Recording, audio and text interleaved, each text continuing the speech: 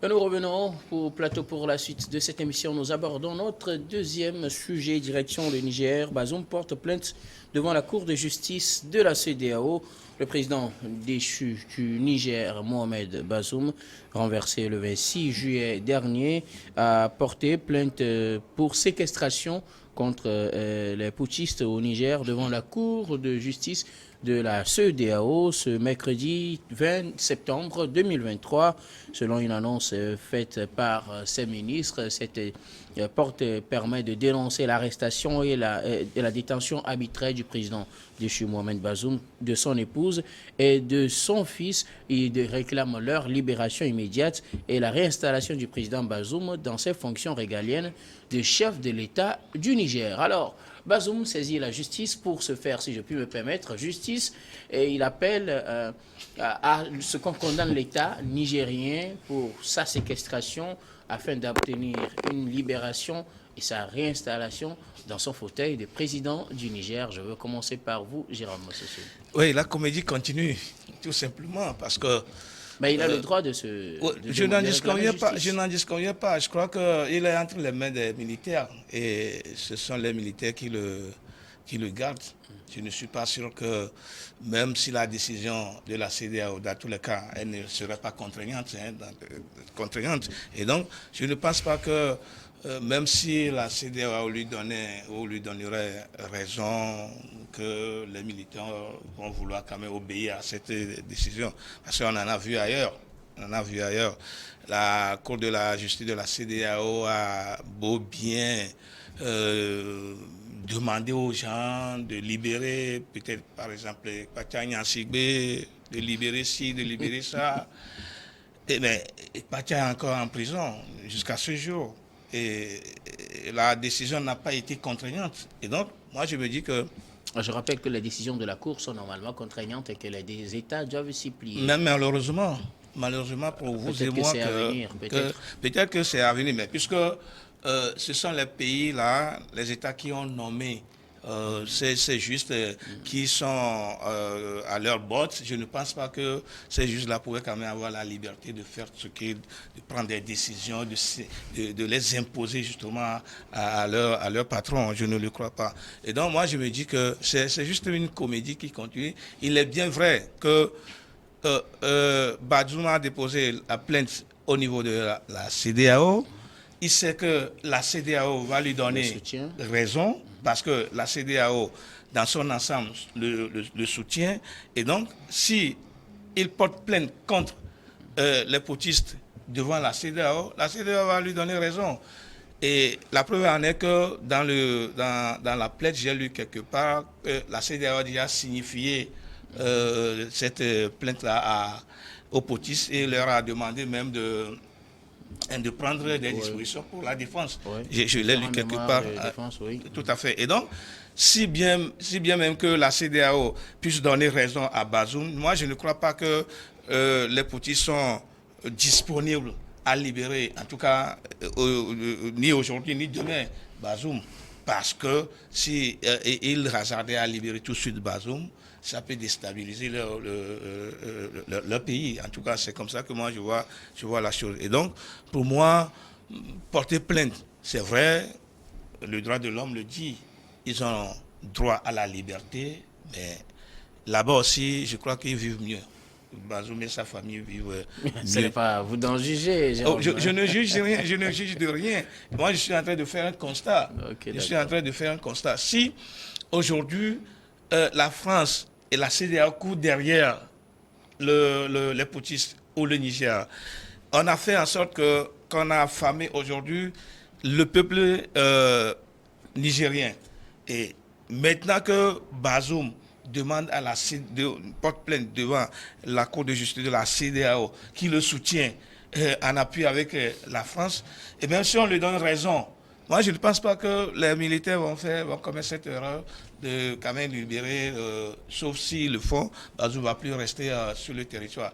Et là aussi, je crois que ça serait beaucoup, en tout cas pour moi, dangereux pour la suite l'avenir des putschistes au pouvoir.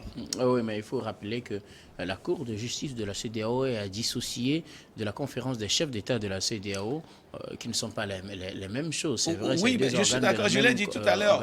Si on peut les confondre, hein, on peut les confondre. Je préfère qu'on ne les confonde pas. Malheureusement, c'est ce qui va être fait. J'ai dit tout à l'heure que ce sont les chefs d'État de la CEDEAO qui ont nommé leurs représentants dans cette cour.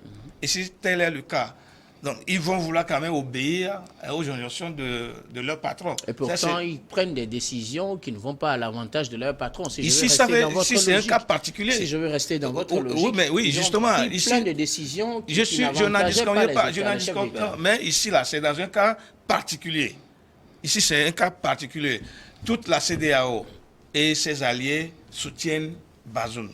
Vous pensez que la CEDEAO ne serait pas aujourd'hui libre de prendre une décision objective? Que la Cour je ne suis pas sûr. Je ne suis pas du tout sûr. Ok, d'accord. Gabé Adjaro, le président déchu Mohamed Bazoum, du moins 16 avocats, ont déposé une requête à la Cour de justice de la CEDEAO pour obtenir une condamnation de l'État du Niger afin de pouvoir libérer le président déchu Mohamed Bazoum ainsi que sa famille, c'est-à-dire sa femme et son fils, et le réinstaller dans ses fonctions régaliennes de chef de l'État du Niger. C'est tout à fait normal, hein, ça dénote de la liberté d'expression, hein, de la légalité, de la possibilité de pouvoir porter plainte quand on sent que ses droits sont lésés. Et Bazoum, il est dans son droit. Et on ne peut pas le lui dénier. Hein. Le lui dénier serait une situation assez compliquée. Moi-même, j'allais accuser le CNSP, mais là, il a pu porter plainte. C'est déjà une très bonne chose. Et la Cour de justice de la CEDEAO est là pour ça. Sauf que la plupart des États de la CEDEAO ne respectent même pas les décisions prises par cette Cour-là, la Haute Cour de justice de la CEDEAO. On a l'impression que cette Cour-là donne juste des avis et n'a pas les moyens assez contraignant pour pouvoir faire exécuter ces décisions. Donc c'est ça qui pose un peu problème. Maintenant, au niveau de Bazoum, qu'il sache faire très bien les analyses parce que là, il parle de réinstallation au pouvoir, ce qui, ma foi, est assez compliqué. Lâcher Bazoum aujourd'hui serait retourner une âme contre soi-même. Le CNFP ne peut pas se laisser faire pour ce genre de situation. Bazoum refuse de signer sa démission depuis fort longtemps. Et puis, il est dans une situation où il communique avec d'autres puissances. Notamment, il avait appelé déjà les États-Unis, la France et autres. Il a tous ces moyens de communication avec lui. Il écrit, il appelle et tout. Donc, on ne l'a pas muselé. Le seul problème est que, bon, quand il y a des lestages au Niger, il y a des lestages chez lui aussi. Donc, et ça, ce n'est pas la faute au CNSP, c'est la faute au Nigeria qui prend le vilain plaisir de couper à chaque moment l'électricité. Et ça aussi, c'est assez bizarre que la CEDEAO ne réagisse pas. Parce que j'ai l'impression qu'il n'y a pas de personnes assez bien formées hein, au niveau juridique de la CEDEAO. Sincèrement, moi, ça pose un réel problème. Tu ne peux pas avoir un accord commercial avec un pays et puis, parce qu'il y a une situation politique qui survient, tu prends un accord commercial pour punir ton co-contractant. Ça ne se fait nulle part. Les meilleurs juristes sont ceux qui aident les pays à tripatouiller leur constitution. Voilà, on prend notre intelligence. On peut avoir de bons juristes à la CEDEAO, mais peut-être commettre des erreurs. Moi, je ne suis pas dedans. Mais en matière de compétences, là, je ne suis pas d'accord sur... Encore que la CEDEAO et l'UEMOA violent leurs propres textes. Voilà. Oui, ça aussi, on peut en parler. C'est ça le problème. Oui. Parce qu'il y a des décisions, il y a des sanctions. Mais ça ne veut pas dire qu'il y a de mauvais juristes. L'UEMOA est habilité à donner ces sanctions-là. Mais la CEDEAO se permet de donner ces sanctions à la place de l'UEMOA. Donc, il y a une certaine contorsion au niveau de la CEDEAO même. Tout compte fait, c'est très bien que Bazoum ait porté plainte parce qu'il se sent lésé. Mais quand tu vois le contenu de la plainte, et ce qu'il dit surtout qu'on le réinstalle, c'est là où se pose un réel problème. Ça veut dire que jusqu'au jour d'aujourd'hui, il se dit président du Niger, il ne peut pas se laisser faire et il est dans la lutte. Et quand quelqu'un est dans cette posture-là, c'est difficile de le libérer parce qu'il refuse tout compromis. Bazoum serait aujourd'hui dans une situation de compromission. Je pense que le CNSP ferait tout pour pouvoir le libérer, le laisser libre de ses mouvements. Mais la posture qu'il prend, et surtout, il se fait ami des puissances occidentales et se dire ce sont ceux-là qui vont... les ennemis des putschistes. Voilà, ce sont ceux-là qui vont venir me remettre le pouvoir. Je pense qu'il est dans une très, très, très mauvaise posture. Il ne doit pas agir ainsi. S'il aime tant le Niger, je pense qu'à un certain moment, il doit savoir faire profil bas et se dire j'ai commis des erreurs ici et là. Faisons les choses bien, je vais repartir. Et puis bon, je vais donner des conseils s'il le faut, parce que tout compte fait, il a eu à diriger le pays pendant au moins 2 ans et demi et autres. Donc, il a toujours des conseils à donner. Maintenant, s'il a fauté, qu'il le reconnaisse. Mais au niveau de la plainte, moi, je ne trouve pas de problème. Hein. Même le voleur peut porter plainte, il n'y a pas de souci. Maintenant, c'est à lui de bien analyser la situation et de bien faire les choses. Le CNSP n'a pas privé Bazoum de quoi que ce soit. Ils ne l'ont pas arrêté, ils ne l'ont pas mis en prison. De sa il est liberté, toujours dans sa résidence. Oui. Il est toujours dans sa résidence. Mais surveille. Quand tu es président, tu as ta résidence. Oui. Là où tu logeais, avant qu'on ne te déchoie. Oui. Tu es toujours là. Seulement, tu ne peux pas sortir. Tu cries, tu manges du riz. Mais c'est le même riz que tous les Nigériens mangent, que toi aussi tu manges. Donc, il faut être là.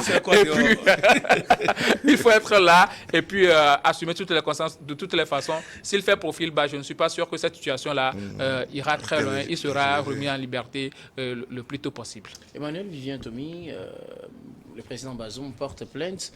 Pour lui, c'est une séquestration. Apparemment, pour vous, c'en est le cas aussi. Il voudrait être libéré et réinstallé dans ses fonctions de chef de l'État. Quelle réflexion cela vous inspire? Pour moi, jusqu'à cette heure, Bazoum est le président du Niger. En tout cas. Parce qu'il n'a pas signé une démission.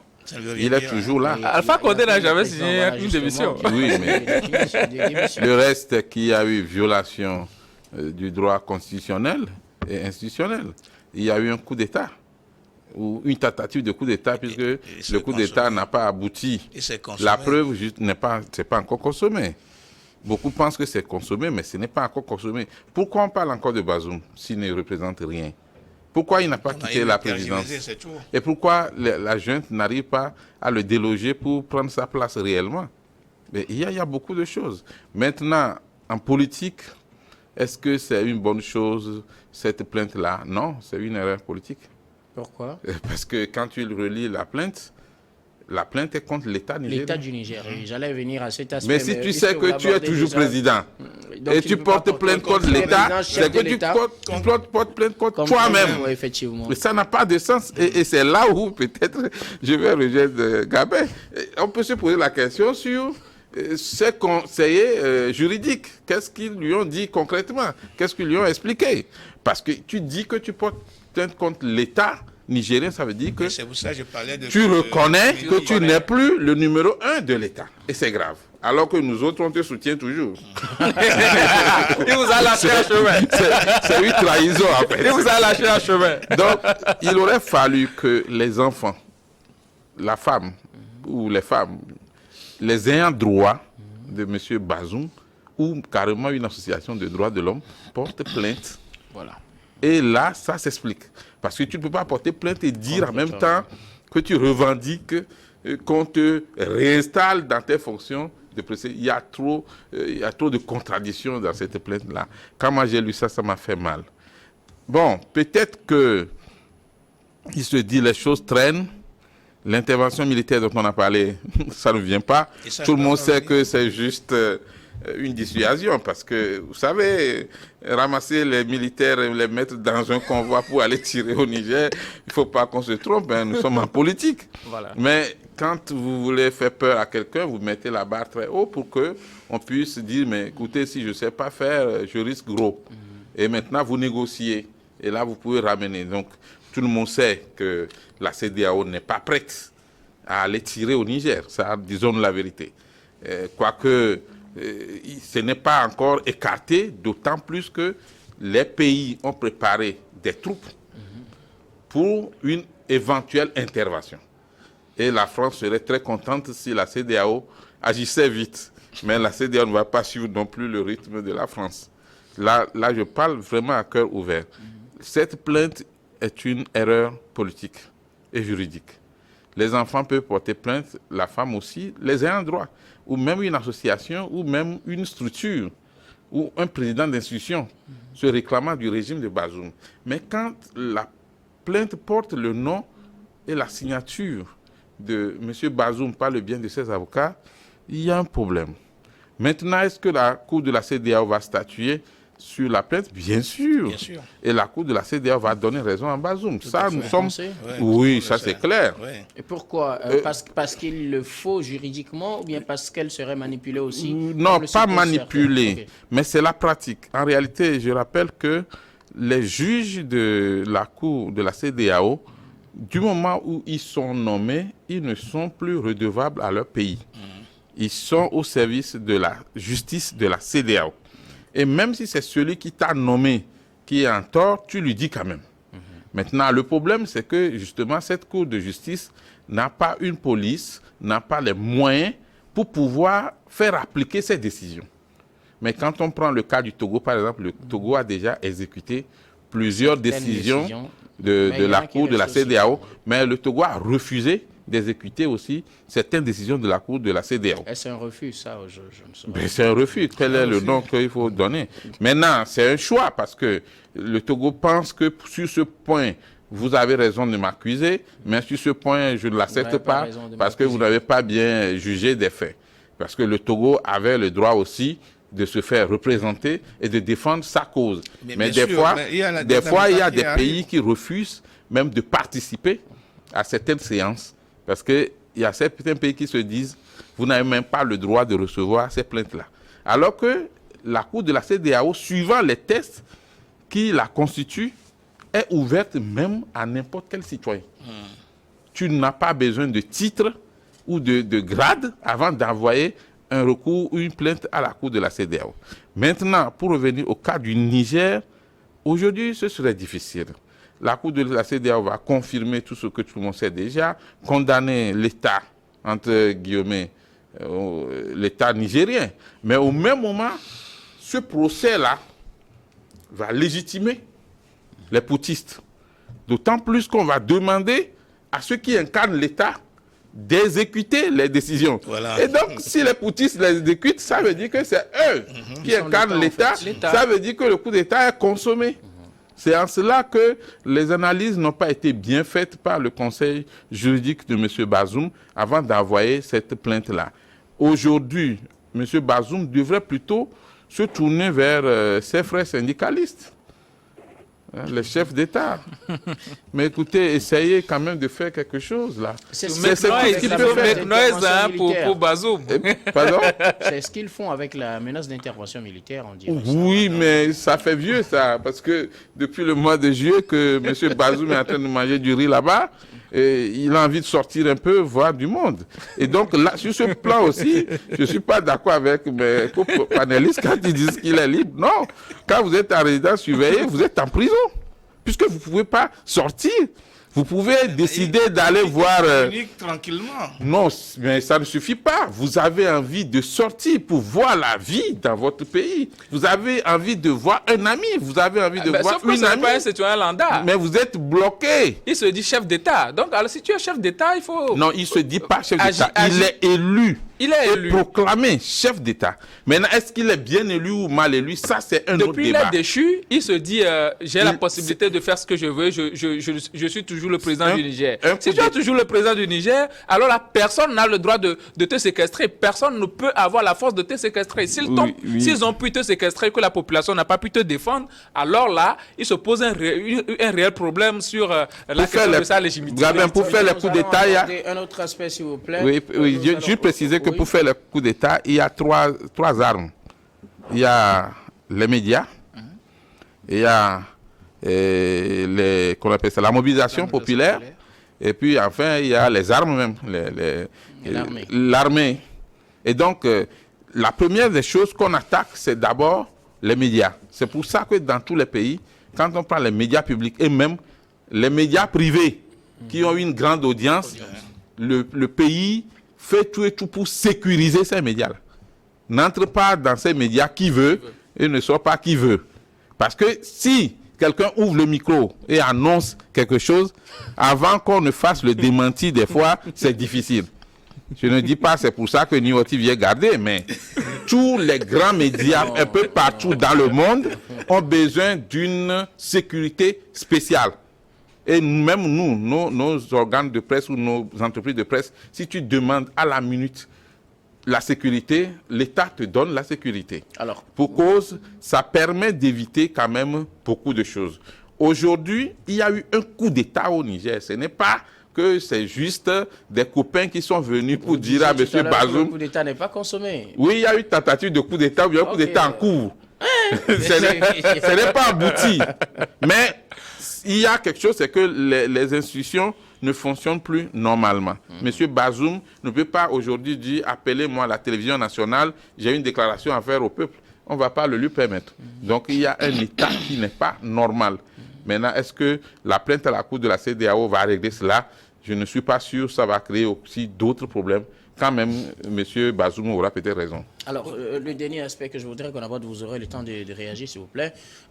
Qu'adviendrait-il si la Cour de justice de la CEDEAO, comme vous le présumez, donnait raison aux avocats de Bazoum? Il sera réinstallé dans ses fonctions? Non, du tout. Comment Par qui? Alors, à quoi je dois s'attendre si vous... Parce qu'apparemment, vous tous, vous attendez à ce que la Cour de justice donne raison, en tout cas aux avocats de Bazoum. Mais qu'adviendrait-il si on se retrouve dans ce genre de situation, Jérôme? Moi, je l'ai dit que tout ce qui se fait actuellement, surtout au niveau de cette plainte-là, c'est la comédie. C'est la comédie qui continue en réalité. Tout le monde sait que la Cour de justice de la CEDEAO va donner raison à Bazoum. Et après, on fait comment? Ça ne changera rien. Ça ne changera rien. Moi, je crois même que... Tout à fait, je l'ai dit, que les décisions de la Cour de justice ne sont pas contraignantes. Normalement, elles devraient l'être. En réalité. Mais elles ne le sont pas. C'est ça la vérité, c'est ça la réalité même dans le fonctionnement même de cette Cour et des États qui la composent. Moi, je dis que M. Bazoum est en train de braquer même les poutistes. Et sa manière de gonfler la poitrine là, ça va irriter plus les militaires à dire bon, si M. Bazoum veut prendre ce chemin, jusqu'où il ira, on l'attend. C'est ce qui va se passer en fait. Et moi, je crois que M. Bazoum devait quand même revenir en lui-même et se poser la question de savoir où est-ce qu'il va. Et qu'en réalité, il devait mettre le Niger devant tout. L'intérêt du Niger. Si aujourd'hui, la CEDEAO se permet ce vilain plaisir d'amener les soldats sur le territoire nigérien, ça ne donnera pas quand même une bonne image de Bazoum. Et ça aura des conséquences assez lourdes sur la progéniture de M. Bazoum. Ça, c'est trop clair. Maintenant, moi, je crois que M. Bazoum devait quand même se ressaisir et se dire que c'est déjà consommé. Et puis bon, la vie continue. Et le Niger avance. Aujourd'hui, il y a les couloirs par lesquels on veut quand même faire acheminer des aides humanitaires, que tous ces couloirs sont bloqués. Tout ça, là, c'est à cause de Bazoum. Et alors que ces constituants sont en train de mourir de faim là-bas. Et donc, moi, je me dis qu'il faudrait que Bazoum cesse cette comédie, revenir en lui-même, se dire que, bon, après tout, la vie continue et laisse le Niger avancer. Sinon, les militaires ne reviendront plus sur... Ils ne vont pas ravaler leur salive. Et c'est pour ça même que le Niger et ses voisins sont en train quand même de se tenir des alliances pour voir ce qui va se passer. Il faudrait que Bazoum se dise que le coup d'État là est consommé comme Gbagbo l'avait dit. En tout cas, malheureusement, il a porté plainte et donc pour lui, ce n'est pas consommé. Et Gabin, qu'adviendrait-il si la Cour de justice de la CEDEAO donne raison à Bazoum et à ses avocats? On va le rétablir dans ses fonctions de chef d'État du Niger. Qu'adviendrait-il de la gestion des militaires? Que deviendrait-il finalement? Il ne se passera rien. Absolument rien. Même si la Cour donne raison à... Vous savez, c'est aujourd'hui, si la Cour de justice de la CEDEAO est devenue telle, aussi faible, c'est à cause de nos États. ce sont les États eux-mêmes qui ont tout fait pour affaiblir cette Cour de justice-là, parce qu'à chaque moment, pratiquement près de 90% des décisions de la Cour ne sont pas exécutées. Non, pas les États sont assez sélectifs, ils prennent les décisions qui les arrangent, on leur donne peut-être une amende de 200 millions, ils disent, bon, je vais payer au plaignant 50 millions, et puis bon, le reste est là. Et personne ne leur dit absolument rien, il n'y a pas de sanctions pour ce genre de choses-là, on ne les sanctionne pas. Bazoum, je pense que c'est sa manière de se faire entendre. Parce que depuis fort longtemps, depuis un certain moment, on ne le voit plus, on ne l'entend même plus parler de lui. Donc c'est une manière pour lui de se faire entendre, de se dire, ben, je suis là, je vis, j'existe toujours. Mais je pense que les autorités nigériennes d'aujourd'hui, ils sont occupés à autre chose. Ils sont dans une certaine logique. Ils veulent voir avancer leur pays que de s'occuper de Bazoum. Bazoum, il peut porter plainte même à la tribune des Nations Unies. Ça ne va absolument rien donner parce qu'il y a des autorités qui sont établies aujourd'hui. Ce sont des autorités de fait, mais ce sont eux qui représentent valablement le Niger aujourd'hui. C'est en eux que la population se reconnaît. Donc, le palais, c'est où? Le palais présidentiel est où? Ils sont là, ils sont en train de diriger. La preuve, à la tribune des Nations Unies. Ça aussi, on va en parler. Ils sont aujourd'hui à la tribune des Nations Unies. Donc, Bazoum, je pense que c'est une manière pour lui de se faire entendre par le biais de cette plainte-là. Alors, Emmanuel Vivien Tomi, c'est la même question. Pour vous, vous disiez tout à l'heure que la Cour va donner raison à Bazoum et à ses avocats. Alors, si c'est le cas, qu'adviendra-t-il? Il sera rétabli effectivement dans ses fonctions, puisque si la Cour le demande, il faudra que cela soit appliqué. Est-ce que cela viendrait comme ça? Et qu'adviendra-t-il des militaires au pouvoir? Est-ce que la Cour de la CEDEAO va donner raison à Bazoum? Ça, je suis à 93% sûr que la Cour va donner 100%. Raison. Non, bon, puisqu'il n'y a pas 100% dans la vie, je suis presque sûr que la Cour va donner raison à Bazoum. Maintenant, est-ce que cette décision sera appliquée? En partie parce que c'est comme la jurisprudence. Depuis un moment, quand les décisions de la Cour de la CEDEAO sortent, les États appliquent les parties qui concernent la réhabilitation et puis aussi le fait de cesser la violation des droits humains. Et il y a souvent une compensation. Il y a même des Togolais qui ont bénéficié de certaines compensations qui sont toujours en prison, de réhabilitation, ainsi de suite. Maintenant, est-ce que la Cour de la CEDEAO va venir pour rétablir Bazoum dans ses fonctions? C'est difficile. Même si les chefs d'État de la CEDEAO arrivaient à régler le problème avec Bazoum et les militaires, Bazoum et les militaires, ce n'est plus la bonne relation. Il y a quelque chose qui est cassé, il n'y a plus de confiance. Moi, je serai à la place de Bazoum. Quand je serai rétabli, je vais m'en aller. Je vais partir de moi-même. Je vais démissionner de moi-même. Maintenant, quand on me met l'arme sur le truc, la nuque pour dire signe, là, je ne signe pas. Tu peux me tuer. Mais quand les choses sont rentrées en ordre, maintenant, M. Bazoum peut dire, ben, écoutez, je me retire. Et ça, c'est important parce que si la garde présidentielle qui est censée te protéger a essayé de faire un coup d'État pour t'enlever, même si on changeait tous les militaires de la garde présidentielle, tu n'es pas en sécurité. Et donc, dans ces cas-là, c'est plutôt des accords politiques. Il faut signer des accords, s'entendre, et puis peut-être soit saisir un temps et revenir, parce que les poutistes non plus ne seront pas au pouvoir éternellement. Et donc, c'est un peu compliqué. La Cour de la CEDEAO va prendre sa décision, mais ce serait difficile d'appliquer cette décision à 100%. Merci beaucoup à vous. Nous allons marquer la pause pour le journal, puis on vous retrouve après pour la suite de cette émission.